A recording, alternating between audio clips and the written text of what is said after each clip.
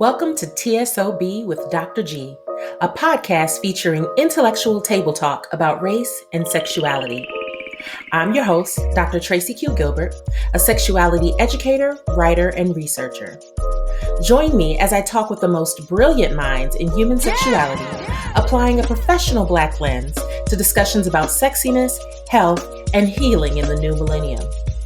It's T.S.O.B, the sex ed of Black folk. Let's get to the get down, shall we?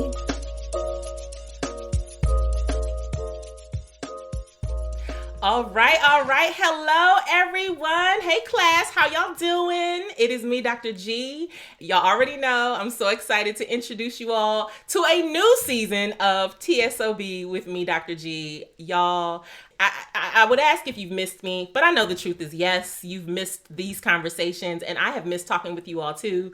Thankfully, I had enough sense to put in a break because making this show is a lot of effort, but I'm grateful for all the energy that was put in and all the folks who have just been giving us such positive energy. I'm excited about the new season because we have a bunch of great guests on the way, and we have one today that is no different, talking about none other than Dr. Lexx Brown-James.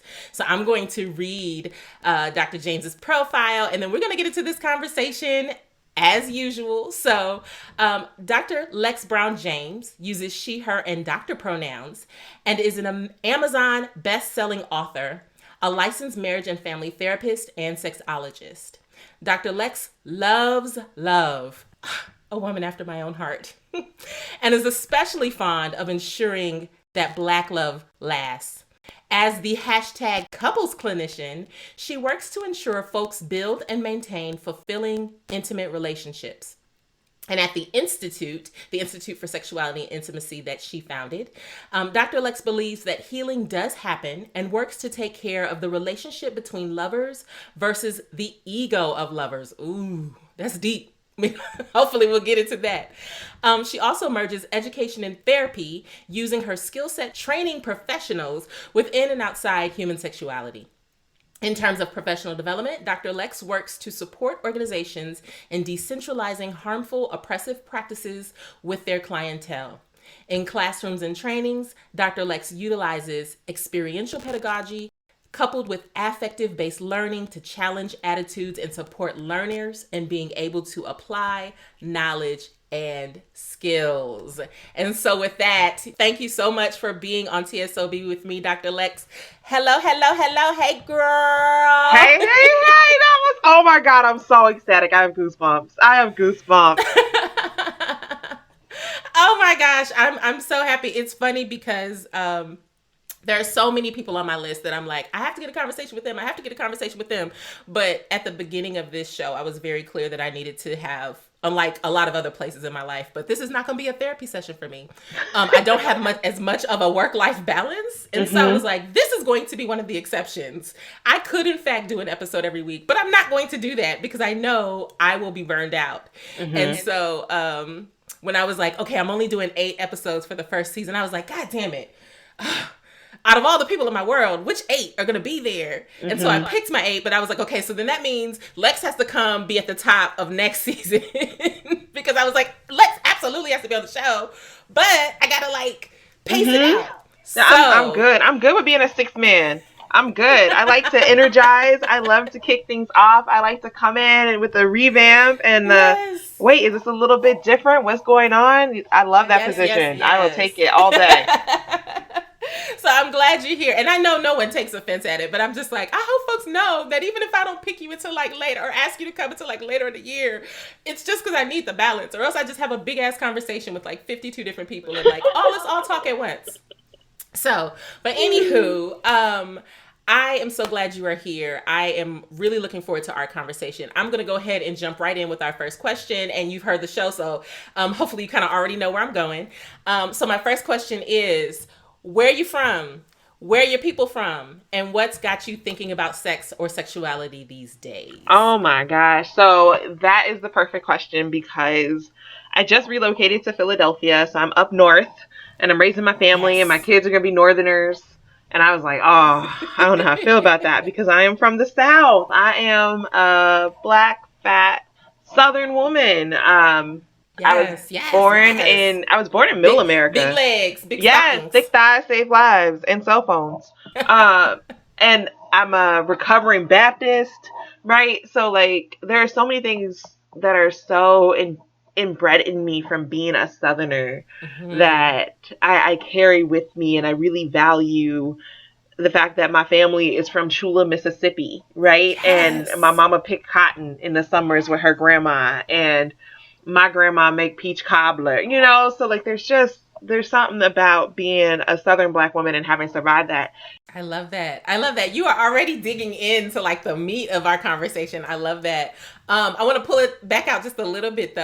Mm-hmm. So we have wait, it was St. Louis, right? And I'm putting it because I know this about you that Right. St. Louis and Yep. then Mississippi, and then I know Georgia was in there at some point.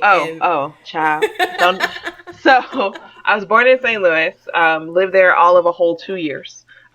Moved to Virginia, West Virginia, Texas, and then Atlanta. And so I spent I was in Atlanta by the time I was in third grade, and then spent the rest of my life in Atlanta, specifically College Park inside of 285. Gotcha. And so lived there, went to college there. So Atlanta, basically, if we could erase and Texas. now you are up north. And now we're up north. All over. Just world tour. Love right? it. Love right. it. Love it. And so you brought in so much. And so I think really succinctly, how do you think race or your experience of being a Black femme has really impacted the way you see sex? So my introduction to sex and sexuality was hard. The school where we were the two Black kids, the little boy told me that he was going to rape me because that's what Black girls were for. Oh my. And he tried to drag me into this corner in the classroom, and my brother fought him and whooped his ass. And then we promptly both got in trouble for it. And then there was another thing where some girls were trying to see my brother's Black penis because they'd never seen one before. And these were quote unquote my friends. And we, again, got into another fight and promptly got in trouble for it. So that was my introduction to something about my body and my skin specifically raises these ideas and notions that I didn't understand at the time what that was. And my mom, who prides herself on being model-esque and always put together, same with my grams, again, that Southerner, like, you gonna go outside without face on. We're going to establish for the record that both of them are fly. Absolutely. Thank you. Shouts Thank out you. to both mom and grandma. They're both dope people. We going to the grocery store. Put on your heels. Like, oh, okay. So you always look your best, right? So that really informed. I had to undo those kind of negative internalizations, especially, you know, all the stuff that comes with being Black and a bigger girl and being in a neighborhood and having a big booty and not necessarily knowing all those things. But I definitely remember walking home from elementary school and a hoopty. It was a Caprice Classic pulling up next to me asking if they can give me a ride home. And I was in 5th grade. I was like, no, sir. I don't get in cars with strangers. I'm going to continue to walk home in my basketball shorts and my A shirt. Appreciate you. I think I'm all right. Right. So, okay. Stranger danger. Right. But all right. Like, right. So I got that early. I got that early on. And then I knew I had to have my guard up early on because of how people would see me as sexy, even though that's not how I saw myself until much later in my life. Yeah. Wow. Yeah. And obviously, I mean, this is definitely resonant with so much that I've heard from people. I was like, for the folks listening, I actually just threw in a research question for my own work here to expand this conversation. Because so many people, and often I think that conversation gets lost in the sex ed classroom. For a lot of it is because there's really just not been a precedent of understanding that race does affect the way folks think about sex and sexuality. But then there's also this idea of like, well, you know, we have to think about this and that. And so I think a lot of practitioners and folks who teach sex ed, they don't realize, oh, this is something that needs to be brought into the classroom, right? When we're talking about consent, when we're talking about self-esteem, you know, in different conversations, acknowledging that some of us self-esteem is intersected with a lot of different other experiences that if you're not teasing those out, you are missing what students need in the classroom. So I definitely appreciate you. Come on, active research. Listen, you know what it is. You know how we do, right? Like for folks listening, the folks that don't know, you know, Lexx and I go now. How long has it been? It's been 10 years, I think. Oh my Because we met God. in fall of 20, almost I think it's 2011. Yeah, So it's almost 10 2010. It years. was, no, we met in, no, How, I don't know, but it's 2010. been a decade. Yeah. It has been 2010. Oh my God, it's been over 10 years because I started. We were both in grad school together. Yes, and so, God Wow, damn it, bro. yes. Old as hell. Damn. Well, I'm old. You not yet, but you're getting there. I'm You're good and getting grown there. now. I'm good and You're grown. getting close to grown. When we first met, Lexx was the not really the baby, but kind of the baby. I just remember your 25th birthday party, which was super fun. And so we came together at that point, and it's been a great experience. But yeah, just you know how we've been trained and how we've been taught to like look Mm-hmm. at what's happening around us and think about all the different factors that come into play with that. So let's move on. Let's move on to my next question. There's so many things about what what you were talking about. I want to dig into, Mm. but I want to have you tell the folks what you would say your sex ed superpower is. So that's funny. I've been talking a lot more about this than I maybe intended to, because things come to you like they're supposed to. So I can be prepped for this question. So I think that my sex ed superpower is translation. I think I Mm. take the yuck that people put out there and translate it into the yum that they mean. And Mm. in my work, specifically with couples, and typically the men, I'm going to say, they look at me and they say, please, God, can you help me tell her what I am trying to tell her? Like, this is what I am trying to say. Can Yes. you? And I'm really good at that. I'm really good at getting to the meat up under the farce that people have put up for protection. Um, Mm-hmm. and I think that is absolutely my superpower. I get to hear what's in between. And I always check to see if that's what they mean, or I'm like, correct me if I'm Mm-hmm. wrong. And they're like, nope, it's that. It's those Yeah. words. Right? Can you write that down? Because that is exactly what I'm trying to say. Write it So down I so you think can that's read my it the power. next time this happens. Right? Yes, exactly. So I definitely think that's a superpower. It's not something that everybody has the ability to do. Agreed. I agreed. I love that you said that, because one of the things that I wanted to point out in my mind, based on what you were talking about initially with the relationship with your mother, is that, and I think it does relate to translation, is your capacity to translate even high level understandings to young people, right? So Oh. my main thing, I was like, okay, so let's get into shame free sex ed and talk about how you, as a parent, how you talk about sex with your young people, the young people in your home, because, and sexual topics, because I am, like, there's a bunch of folks, but we in last season we had Melissa Carnegie on the show. I know there's Mm-hmm. Nadine Thornhill. There's lots of folks who specialize in being able to do K-12 based sex ed. And I think about your experience and the stories you tell about your children, and like, obviously young people are funny just on GP, but just the ways that you were able to break down things, I don't get impressed very often. I mean, you know me, I don't get impressed very often. True. But I read these conversations and I'm like, oh my goodness, I don't know if I'd have known what to say in that situation. But you Child. like come in and you break down things, and I feel like and where it's like, no, that is absolutely age appropriate in terms of how young people and Hmm. babies, even, well, they're not babies anymore, but like super young people So don't can call them babies to their understand face, child. They will correct you. They big will correct you, conversations. okay? Well, tell us a little bit more about what that's been like, becoming a parent and having to translate for younger folks these sexual conversations. Right. So my youngsters, my haters, my gens are a new 4 and 2.5, just about, right? So Yeah. at that toddler stage, and so I'm really dedicated to shame-free sex ed for toddlers. Being again from the South, originally as a kid who was, my voice got amplified in my home and with my parents. That is not how I got to exist outside of my home, right? Mm-hmm. In other places, it's considered disrespectful. A child was still supposed to be seen and not heard. Mm-hmm. I run into adults who still call their clitoris their nipple, their third Mm-hmm. nipple, right?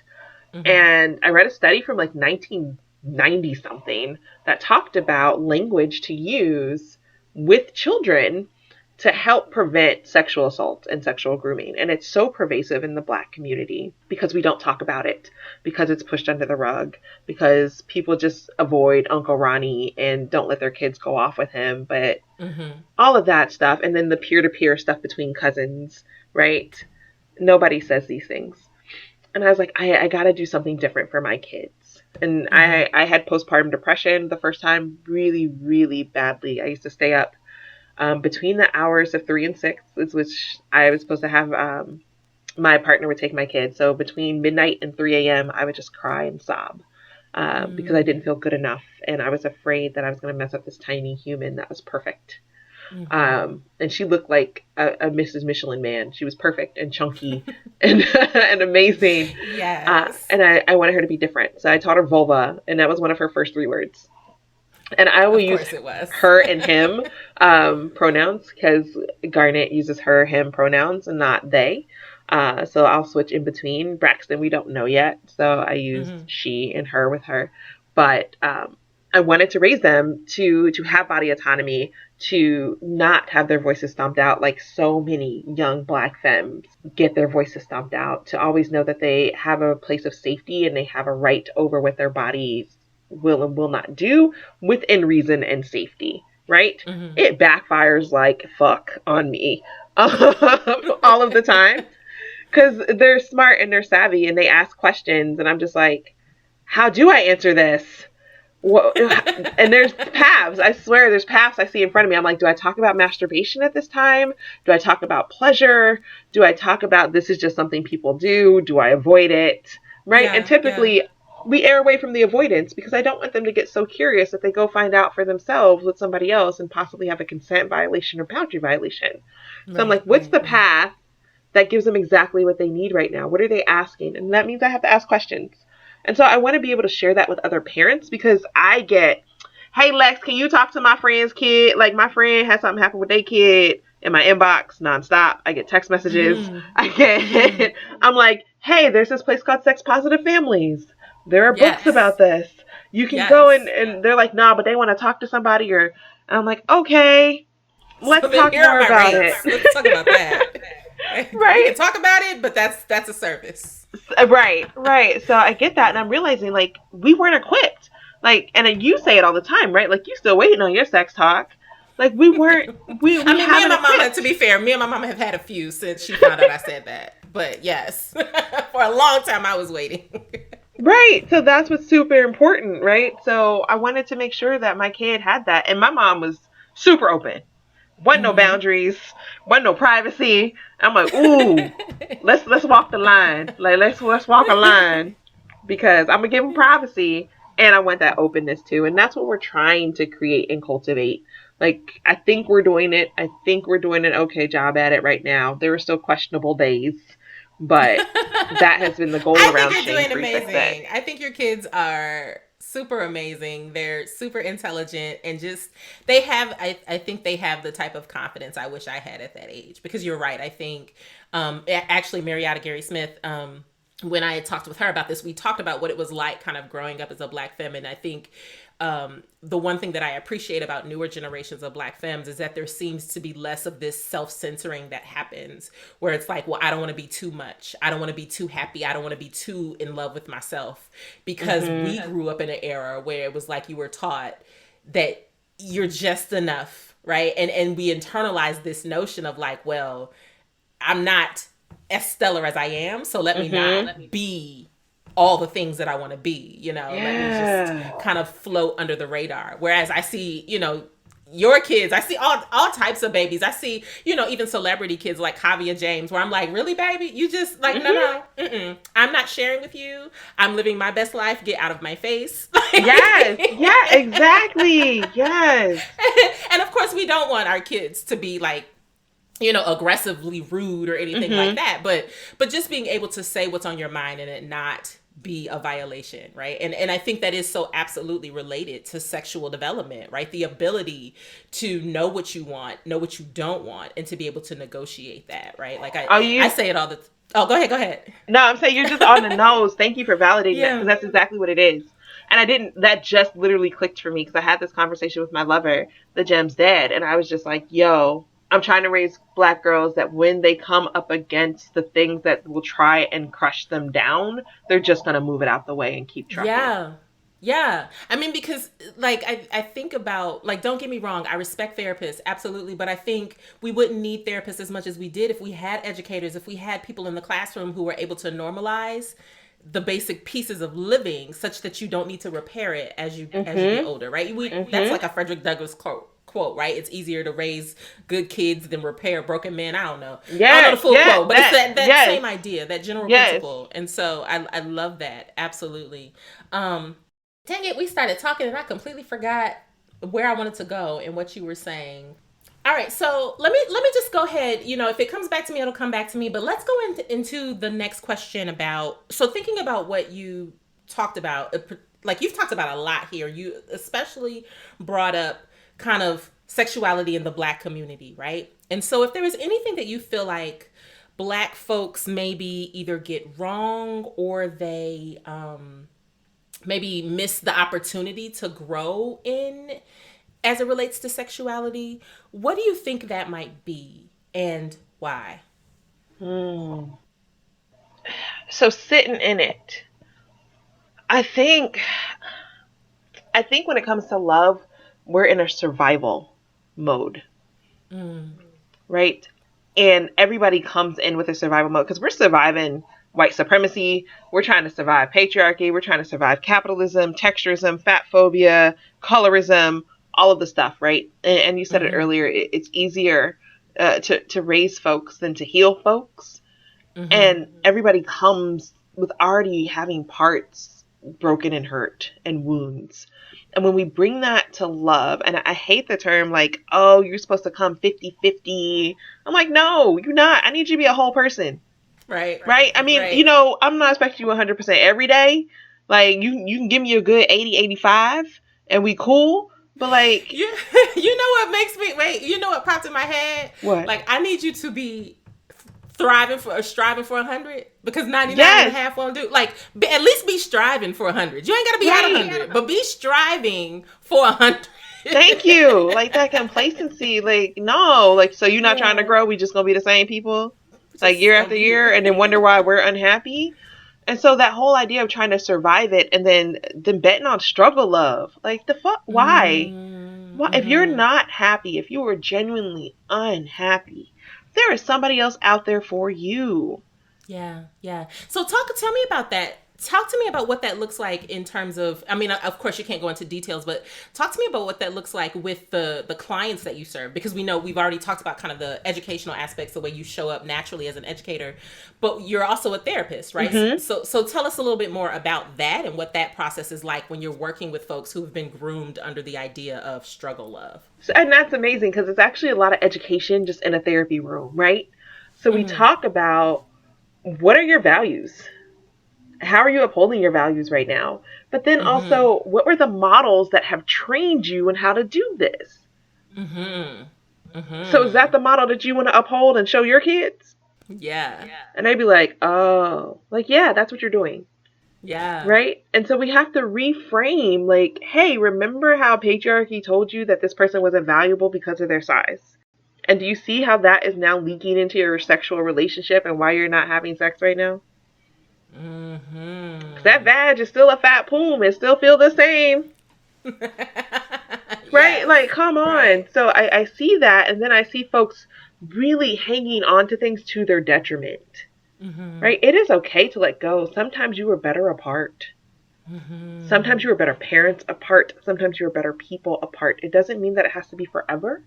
Yeah. But this is literally hurting you on a regular basis. You literally are breaking your own monogamous vows and things that you say that you want over and over and over again, which is bringing harm and more harm. And once that trust deteriorates, people don't just be like, oh, I'm good, let's go to the next thing. They carry it with them. It's relationship. Or they're like, yes, I'm moving on to the next thing, but they can't, like, that next thing is like, I'm not fully prepared for this next thing. I just want this next thing. Right. I'm like, you all raw in the middle. Like, you look like crispy dough on the outside. You raw. Don't know about raw in the middle. Not raw in the middle.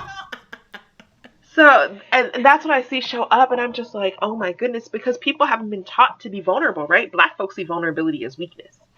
This is a weakness, and I need to stomp out this weakness, and I have to be strong, especially Black women, because the Black superwoman, I got to be strong, and I got to handle everything, and I can't show, that they're trying to be scandal characters, and I'm like, why are we trying to be Olivia Pope? Well, let's get into that, right? Because there's so many. I feel like there's such a big piece of what you're saying that I feel like represents what the history has been like, but also the damage of what those dynamics have been over time, right? So I have seen both for men and women, and I think probably to a certain degree, especially for men, because they're not groomed as much to be in touch with their emotions.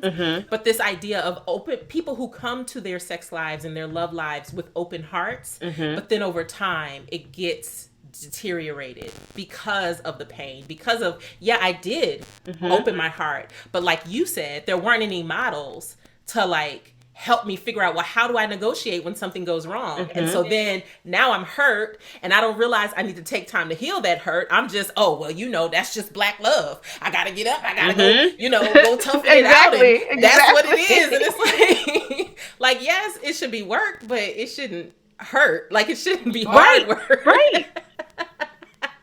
Exactly. Yeah. Yes. And specifically with Black men, right? So like, patriarchy makes victims of boys first. And so I think Black men have specifically been pigeonholed into how they're supposed to be allowed to express, how they're supposed to show up, how they're supposed to be loving. And we see that with like the Russell Simmons versus Future idea. And I'm like, why? Okay. Russell Wilson? Yes, Russell Simmons. Russell Wilson.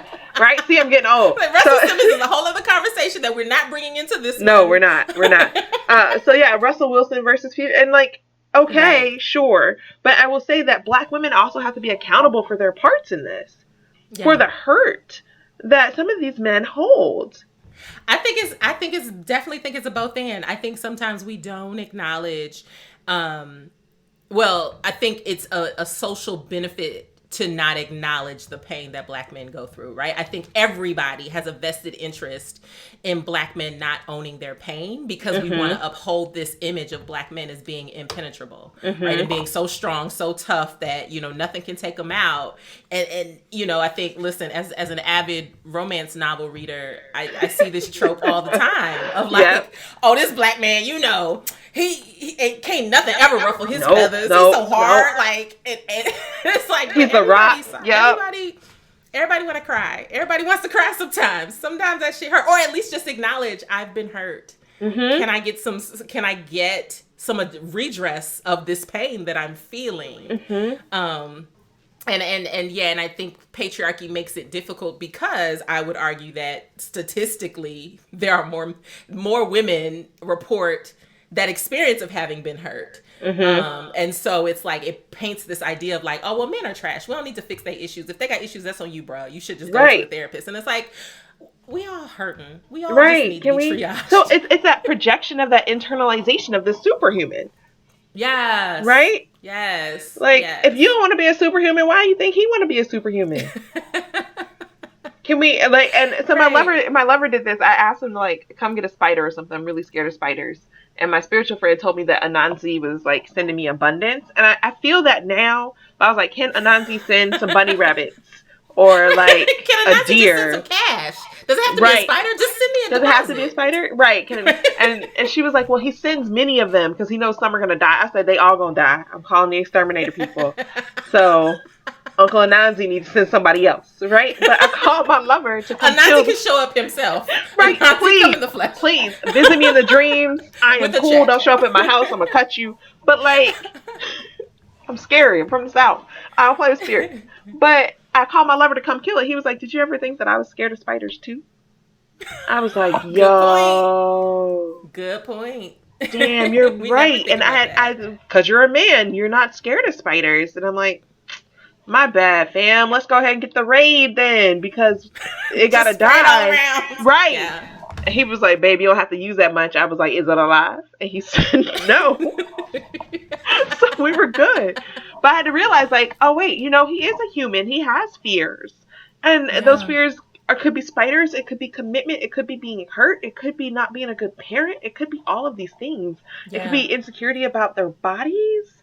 And we don't extend that. And so I think that's part of the work I get to do. I get to humanize people in the therapy room because people just see them as so powerful. And it's hard because we're dope and we do dope stuff. So it's like, yeah, you know, my babe is moving and shaking and is a boss. And I'm like, but do they want to be a boss at home? Mm-hmm. Do they want to be a boss in the bed with you? Yeah. What would happen? Who needs humanization more than Black people? I ask. Mm-hmm. Right? Who needs that more than us? That is healing work. Like you said, it's healing work. So I want to go back. It came to me what I wanted to ask you about when you were talking about shame-free sex ed. You mentioned that you are using he and she when you are talking to Garnet and referring to Garnet at this point. Can you just expound a little bit for the people about, one, what are you even talking about when you say he and she? But then two, what you understand in terms of the science around gender identity and kind of how you are letting that show up in your interactions with Garnet. Mm-hmm. So great questions, because there's been so many questions around, like, do you determine the gender identity based on the assigned sex at birth for a child? Mm-hmm. And mm-hmm. what does it mean? My absolute goal is to have my child come out to me, whatever their orientation is, mm-hmm. whatever their sexuality is, whatever their gender presentation is. I want them to come out to me because I don't want them to think that there is a norm. Mm-hmm. There is no mm-hmm. norm.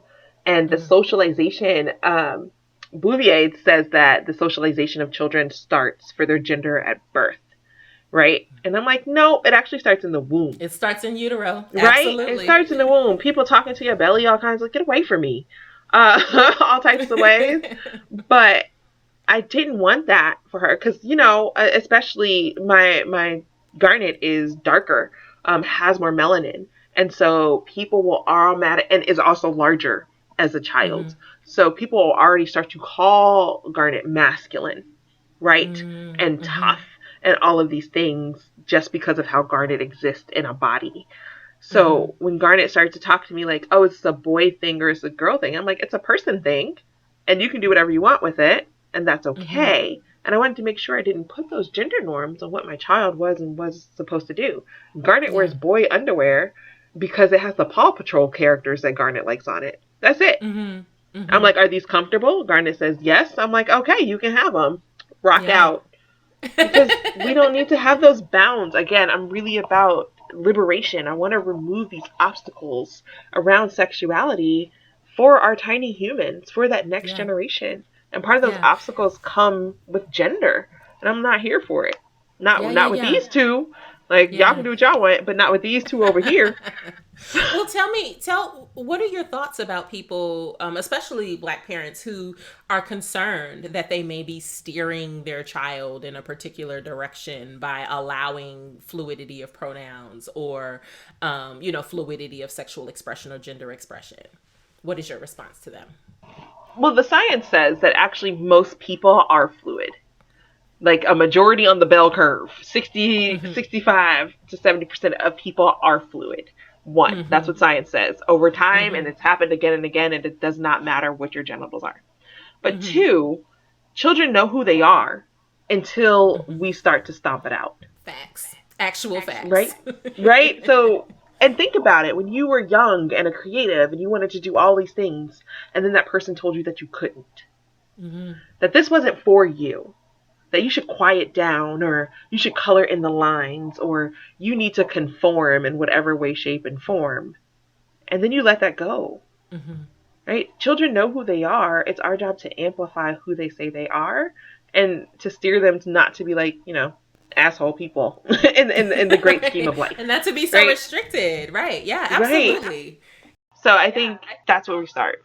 I love that. I think about, I remember someone saying, and this was kind of their argument against children's gender identities by saying, well, my 3-year-old, identifies as a dinosaur. Does that mean I should be, kind of saying this thing? And it's like, No, that's the beauty of being three. You can be whatever it is that you want to be. If you want to be a dinosaur today, you're a dinosaur today. And that's what we're going to use. We're going to use raw pronouns or whatever it is that you want.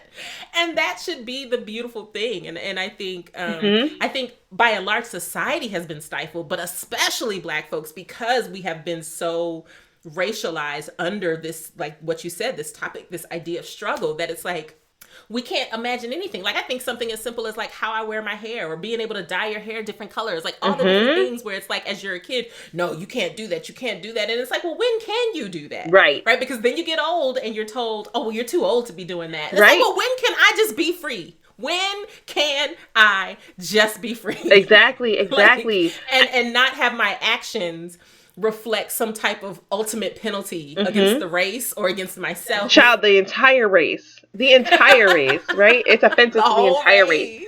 They're bringing us down. Like, how is this child's purple hair bringing you down? What? Right, like purple. Like, listen. Okay. No. No. Like, I think about that. I think about Zaya Wade, who is just amazing. I saw her conversation with Michelle Obama this week, and I was just like, oh, this baby, like, obviously not, but to me, everybody's a baby once you hit 40. Everybody's a baby under 30. And I'm like, this baby just showing up with these braids, and just like, yes, I'm having a conversation with the first lady, right? Like, how are you mad? Like, I don't get how people are frustrated by this. And I think it feels like it threatens the conformity of the proof, right? So I think Black folks have gotten so bogged down with proving their humanity because of how it was wrenched from us, and how it still gets wrenched from us, if I'm quite honest, right? Yep. That we have to conform and perform these genderized notions to prove that we're human.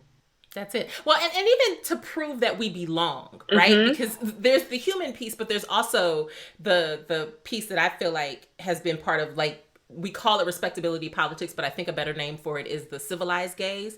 And it's this idea of like, we're just like you. We're just like you. Yeah. And it's like, actually, Black folks ain't like y'all. No, we've been out here. We've been futuristic since forever.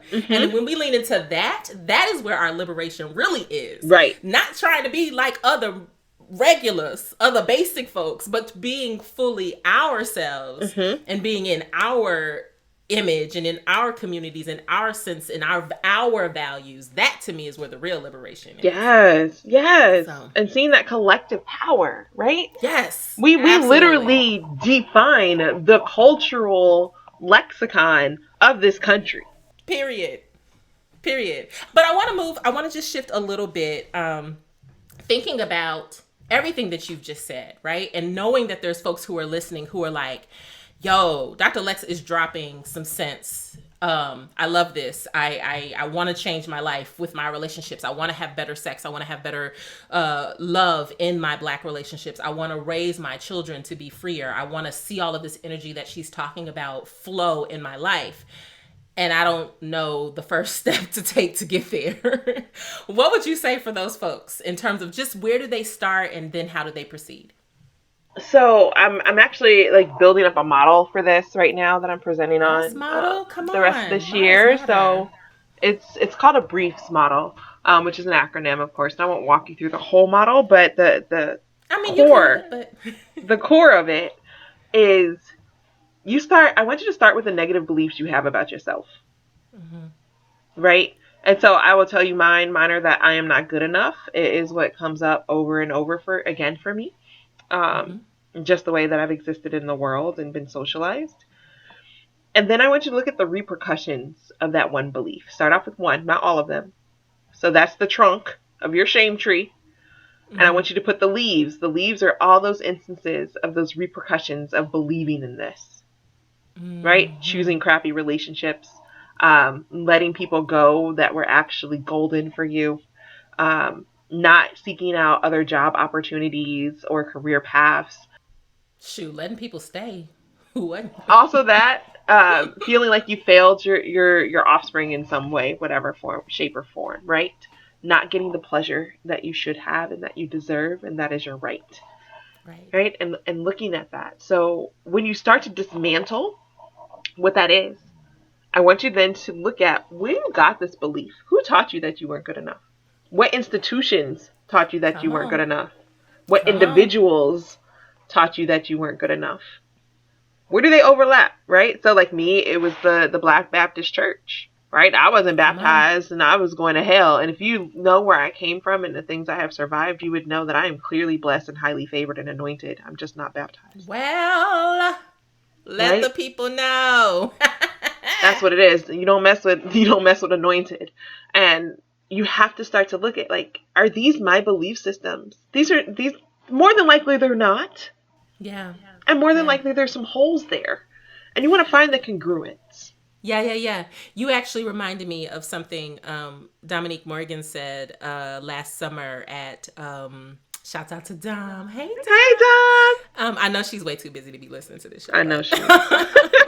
But at T.S.O.B, the live event last summer, she said she was saying to someone, is it serving you? Like is even if you've embraced it as your value, even if you've embraced it as your kind of your MO or whatever, ask yourself, is it helping you achieve the outcome that you intended? Right? Because there's a lot of things that we do that if we took time to stop moving on autopilot and really started to pay attention, we'd realize, wow, I've never questioned this before. I just did it because that's what everybody did. And it never occurred to me that this is not serving me. It has not been serving me, and that I have the power to stop and make a different choice. Right.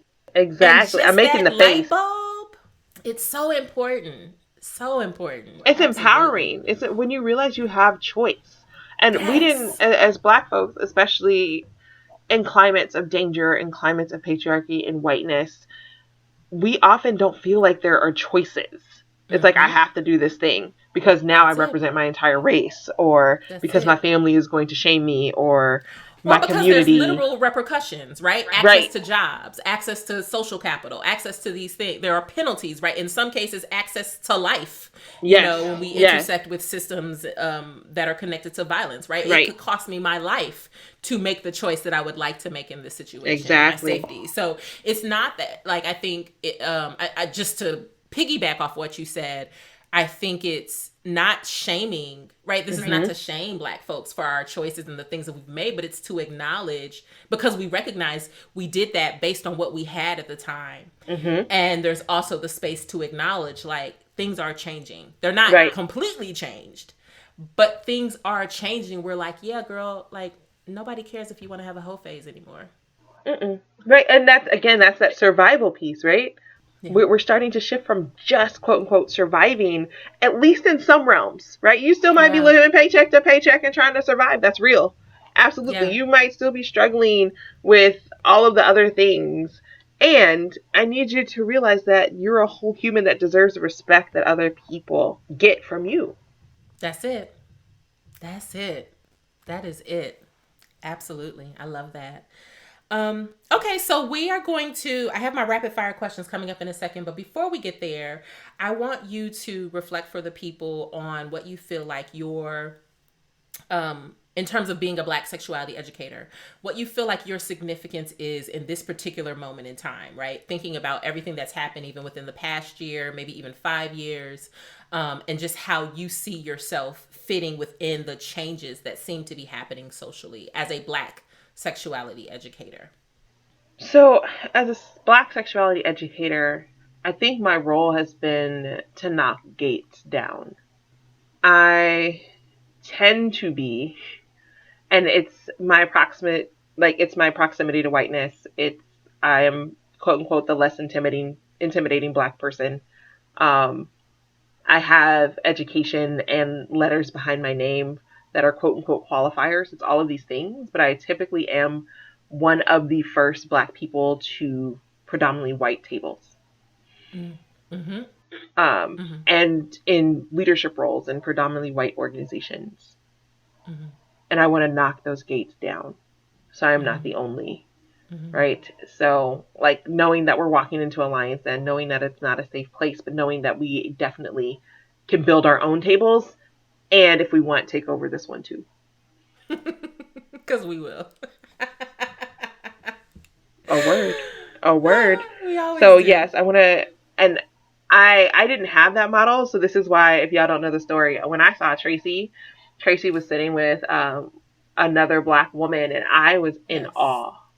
I was in awe. I was 25. I just came from a program that was solely white people.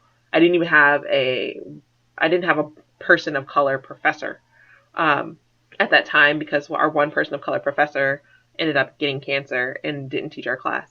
That's a and whole survived other episode. cancer. Right, but I had no, and like my entire cohort, there was one Latino male who I was super close with. I never saw Black femmes doing this work. I might cry because it meant so much. I'm like, I am not alone doing this work. Yeah. And now there's a cohort of us that are doing amazing things. And I'm not the young one anymore. I'm not the young shouty. Yeah. But we're doing amazing things. And the love and building and camaraderie that exists within that is mind-blowing and exactly how it should be. Yeah. So I saw her. I was like, oh my God, it's other Black people. What y'all talking about? And I swear to God, they were talking about fried chicken and watermelon. I was like, what? And Tracy looked at me, and something I said about fried, I was like, oh no, not the stereotypes. Tracy was like, I am that stereotype. I was like, all right. I just am. Tracy liked fried chicken at that time. So Absolutely. It's yummy. And now even I don't eat chicken as much anymore, but I will eat a fried oyster mushroom that has been sauteed like it is chicken. Absolutely, I will.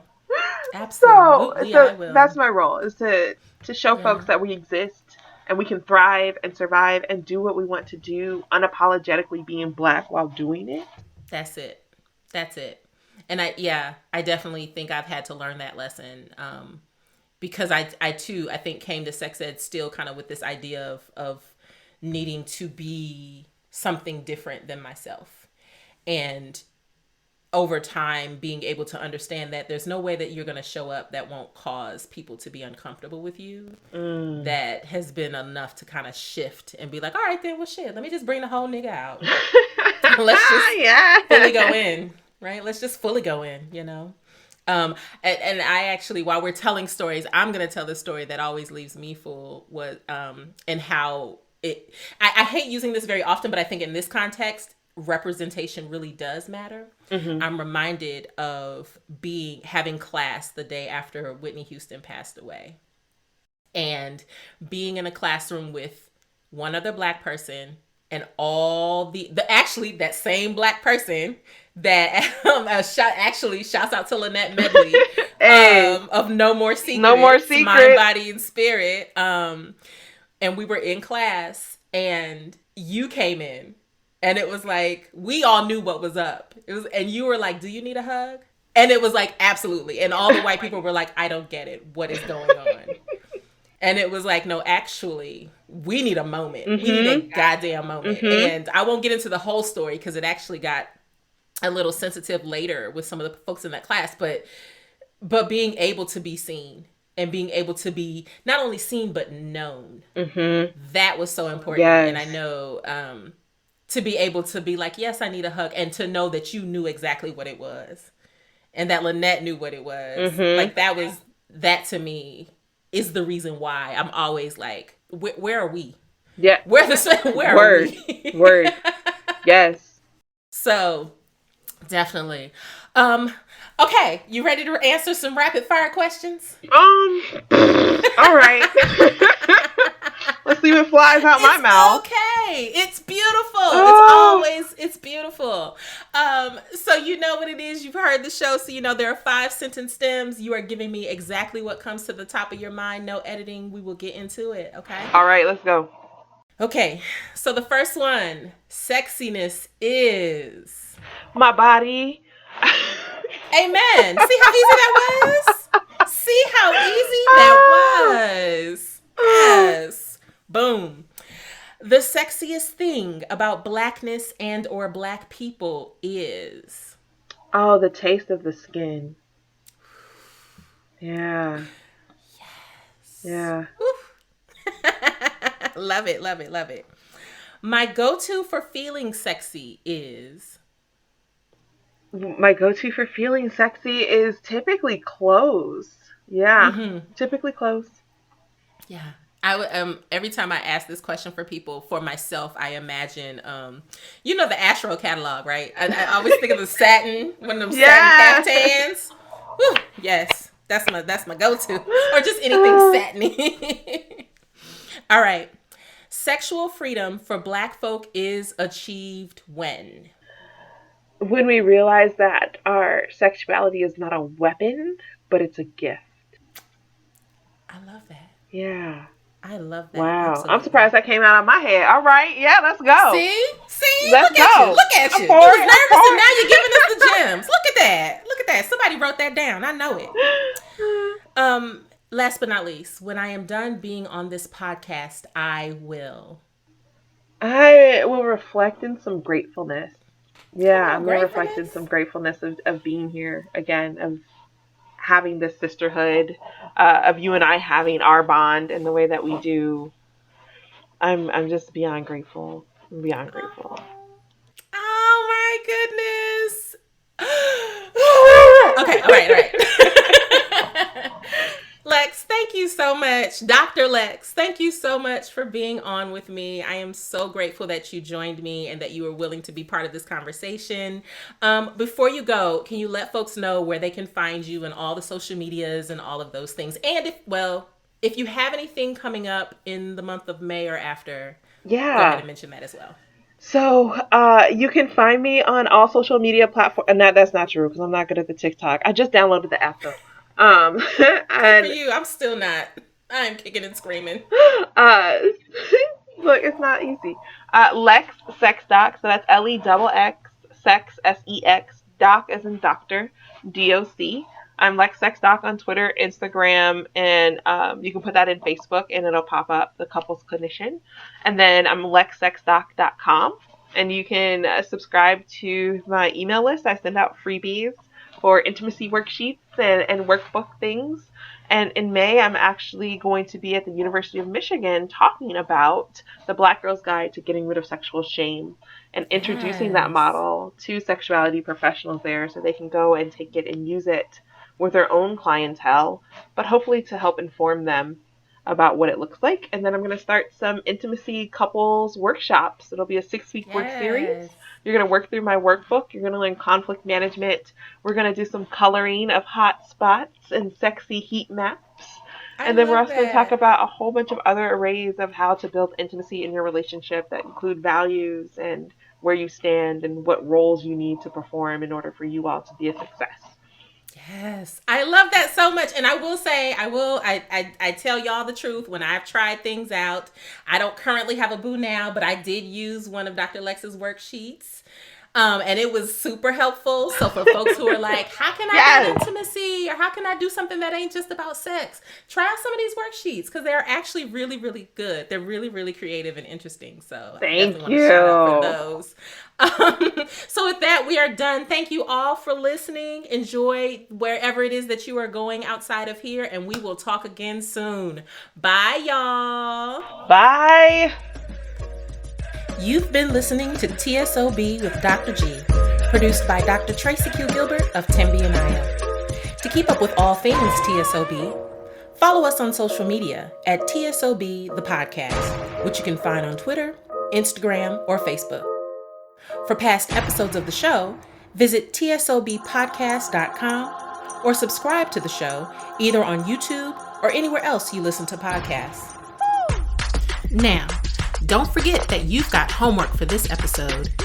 To find the downloadable worksheet for this or any other episode of the show, head on over again to tsobpodcast.com, where you'll find it and any other important information from the show notes. And finally, do you have any questions or thoughts to share?